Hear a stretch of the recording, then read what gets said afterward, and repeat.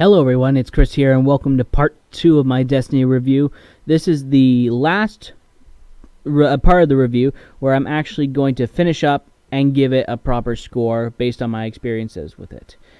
Now, this one's going to be covering the multiplayer aspect, where before I was talking mostly about the overall part of things, but the multiplayer aspect is really what they wanted to focus on this game, what they were putting so much importance on this game. So here are my thoughts on the matter.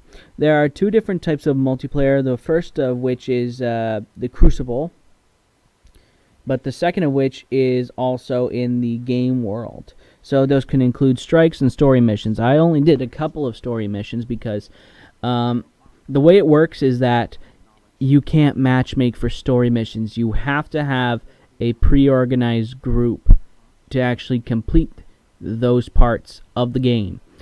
And it's only for strikes. And I'm not sure if that's actually in the strike playlists that's next to the Crucible, if they do those sort of things. I know they definitely do it for story missions if you want to do strikes, but I'm not sure. So the multiplayer aspect is actually really good. It really, really makes the game a lot more enjoyable going through story missions with people that you know.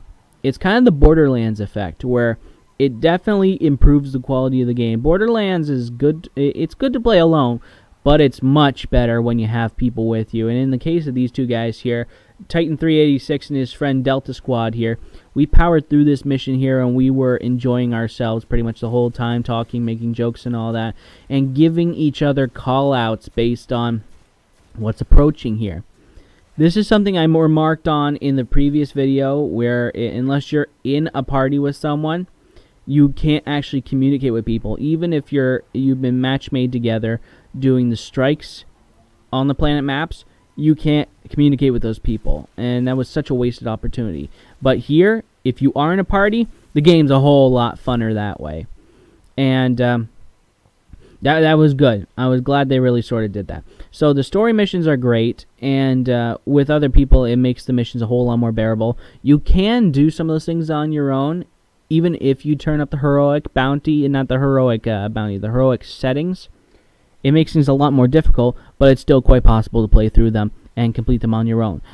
With friends, it automatically makes everything a whole lot easier.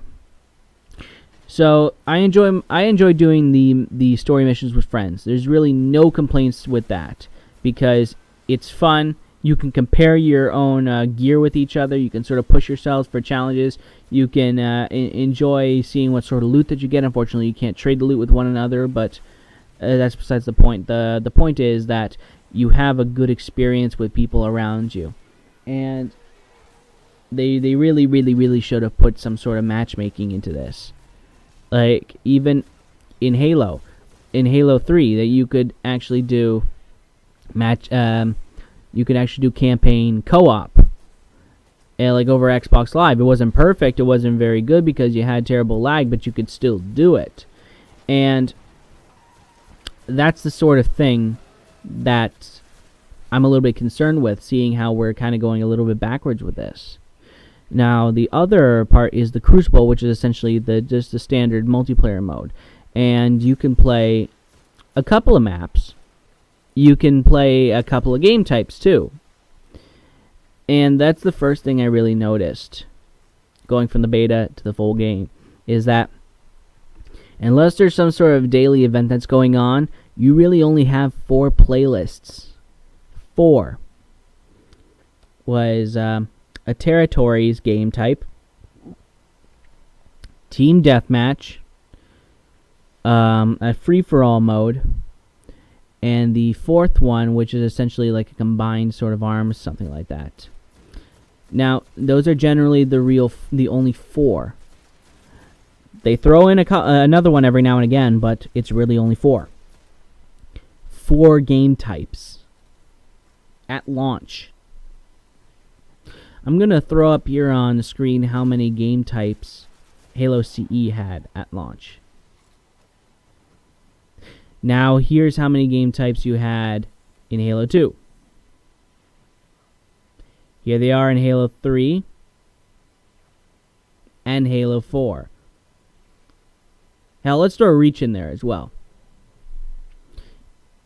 You see, over time, Bungie has consistently put so many matchmaking types in these games. So many different game modes for people to enjoy. So many ways to play, like Oddball. You want to do that. You want to play Race, you can play Race. You want to do King of the Hill, you can do that. Capture Flag. There's no Capture the Flag mode in this game. No Capture the Flag in Destiny at launch.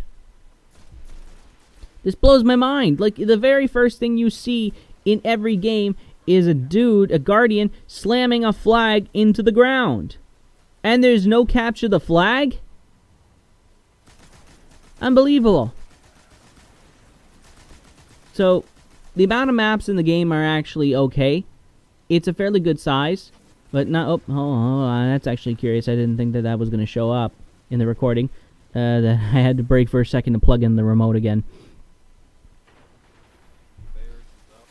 Yeah, but given what we went from Halo to Destiny, we're not given a whole lot. But in terms of maps, they're actually not that bad in the way that they are designed. They're varied, and they take place over a lot of positions. I think, to the best of my ability, there's about 2 maps per planet or a heavenly body, because we're including the moon in here. And there's one on Mercury, only one on Mercury, which is funny because we don't even go to Mercury in the game itself, which means that it's probably going to go for some DLC, I think. But they all have their aspects to it, their own sort of identity I kind of enjoy. And some are better suited to different sort of weapons than others. For example, on First Light, you're probably better off using longer range weapons because it's very open. It allows that sort of thing. So sniper rifles, scout rifles, that sort of thing. It works for you. It works that way. While others are very, very cramped and more for corridor crawling. Like... what is it called? Garden of Glass or something like that. That's the one that's on Mercury. Now, multiplayer is fun, but my main complaint is it's absolutely broken, and here's why. Now, all the gear that you can bring in is said to be normalized for multiplayer. The damage is normalized and all that, so when you fire at someone, the rates are pretty consistent no matter where you're shooting. And that's good in theory. However, even though the damage itself is normalized, the weapon upgrades are not. So how those weapons are actually used against you are not normalized.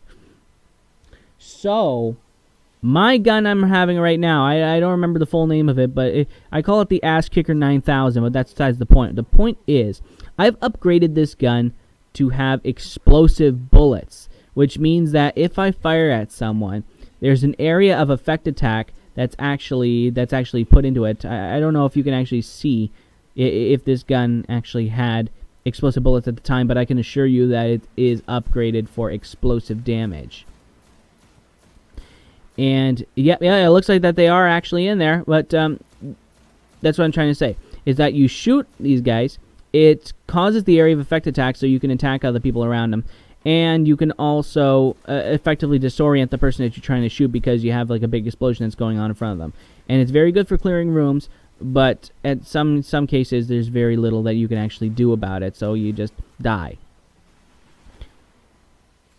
And in this, there's also weapons that you can spawn, such as the fusion rifles, which can kill in one hit if you're actually close enough and you have high enough damage for it. Shotguns, which can kill in one hit if you're close enough, and sniper rifles. However, the biggest offender of all are the super abilities that you can spawn. Like, I'm a hunter right now, I can spawn my golden gun, and the golden gun is a one-hit kill. If I, at the very least, can collide my attack with the other character's hit model, the hitbox. If I can do that, they die automatically. No qualms about it, no nothing. Now, Warlocks can do a Nova Bomb attack, which is kind of like a grenade on steroids, which is area of effect, and it can kill in one hit. The Titan effect, I don't remember exactly, it's like a power slam, but like the Nova Bomb, can kill in one hit. Now, those are just the main classes. I'm not even talking about the subtypes. The subtypes are where the imbalance really shines. Like for Hunters, I have a beautiful subtype known as the Blade Dancer. I say beautiful sarcastically because that type has increased speed, increased shield strength, increased jump ability, a blink ability which allows it to teleport over small distances, and one-hit kill melee. I told myself I would never ever play that subclass because it's so broken, and I don't want to feel like an asshole because I'm going around knifing people and they can't even stop me with point-blank shotgun blasts. It's crazy. And this is coming from Bungie, who valued the golden triangle. If there are any Halo people watching this video, you know that Bungie valued the golden triangle. Firearms, melee, and grenades. All three were in a rock, paper, scissors style triangle in which they could attack an enemy, but they could also be used to counterattack. Destiny totally throws that out the window because it's all based on gear and player upgrades. No matter what it is, a person who has level 8 gear and a person who has level 20 gear, despite the fact that Bungie says that the Crucible settings are normalized and damage is normalized, that level 8 player is automatically going to lose because they do not have the upgrades that are required to go up toe to toe against that level 20 character. It's just the way it is. So that sort of disappoints me on a level because we know that Bungie has sort of valued balance, and this game sort of throws balance out the window in favor of numbers and rather the micromanaging. Like, it actually, the time it takes to zoom in to aim down the sights of your weapon is actually a factor in this game. Those little milliseconds really do count for kill times and stuff like that. Another thing I noticed is that there's no custom game support. I've noticed this, that there are no options to be tweaked. There's nothing that can be done in this case. You have to play with the options that are given to you. There's no creativity, there's no exploration. There's no photo mode in this game, which is surprising because it seems that this is a very photogenic game, given the PR that this game's been given, that you would be able to take a whole bunch of beautiful photos, a whole bunch of beautiful shots of the skybox and your battles in the Crucible and stuff like that. We don't get that. We don't get a theater mode, which was present in all Halo games at Halo 3 onward. No theater mode. So we can't record these sort of things. We can't record strategies and all that. You have to have some sort of capture equipment. Or in the case of the next-gen consoles and all that, you have video recording software. That's a major step back. A major one. Don't tell me that's not. Because those are the features that people have used quite a lot. Like if you're making machinimas and stuff like that, you can edit that stuff.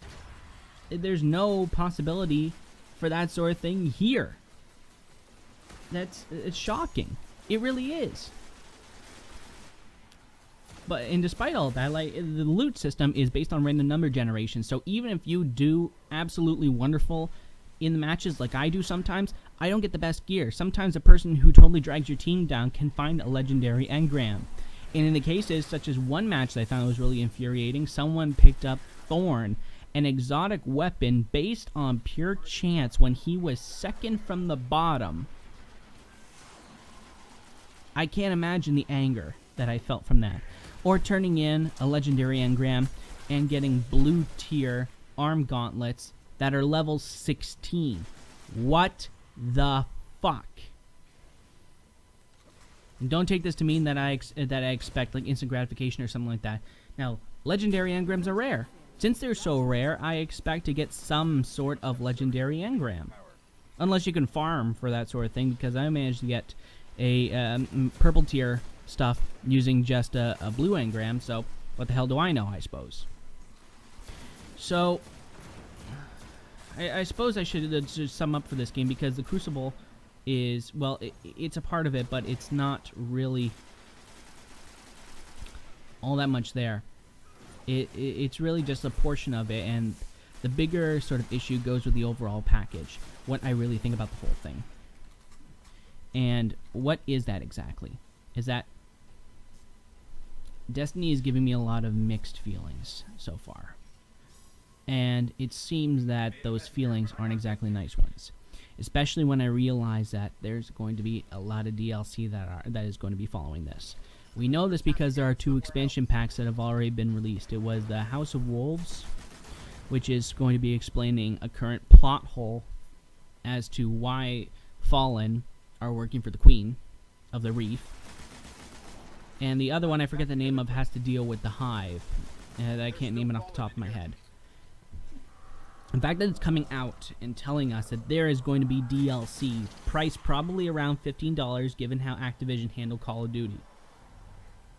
You could buy a season pass, but it doesn't really dull the impact, the fact that it's there. And we know that they're going to be nickel and diming us for this game. The fact that there are areas on Earth, like the Jupiter Complex, that we're not going to be able to see, and is probably going to be based around DLC, frightens me for the future of this game and the potential pricing that's going to be getting it here. The fact that the story isn't strong at all, the fact that the Grimoire cards are actually revealed to have been an afterthought, rushed to meet the deadline of the game, shows that there has been so little thought that's been put into the organization of the story, where you are forced, and I mean forced, to go to an outside source to get basic story information that could have been implemented into the game proper. The fact that there are cutscenes that show that there have been multiple signs that this is going to be a more cutscene heavy game. We're supposed to have some character development, and I'll put that in here from Angry Joe's review. Why is the city breathing down my neck? Why don't you put that down so we can talk? Out here in the wild, this is how we talk. This infuriates me to know that there was more in store for this game, that we were supposed to get something else, something better, something new, something to be proud of, to show that Bungie's legacy as game makers was safe and secure. But instead, it seems like their name has been used to sell this game, their legacy. And what we've been given is, while not bad, is disappointing. I'm going to say it again. I don't hate this game. I like this game. But watching this game shows me that there was supposed to be so much more that we were supposed to get. And Bungie had it planned for us, but for whatever reason, through corporate meddling or whatnot, it didn't happen. And in the very end, this is a sort of a disappointing experience, but I'm happy to play through, at least for the time being. This grindy, uneven, multiplayer broken game for me gets a 7 out of 10. I was bordering on a 7.5 out of 10, but 7 is really what it was supposed to get. Now, some people are going to say, oh, you're supposed to play the raid. There's a whole bunch of gameplay changes that are going to be going in there, like a stealth section and a third-person section. Well, why the fuck couldn't those be in the game itself and not relegated to something where I'm locked out of until I hit level 26, huh? Outside Temple of Crota? What the fuck are you trying to say to me here? You can do it, Bungie. You can. Do it right, and do right by us, and we will buy the game. 7 out of 10. Good game, flawed game, could have been so much more, but it's nothing but beautiful skyboxes, solid gunplay, and horrible storytelling. Enjoy your games, my friends. This is Actual, and I'm signing off.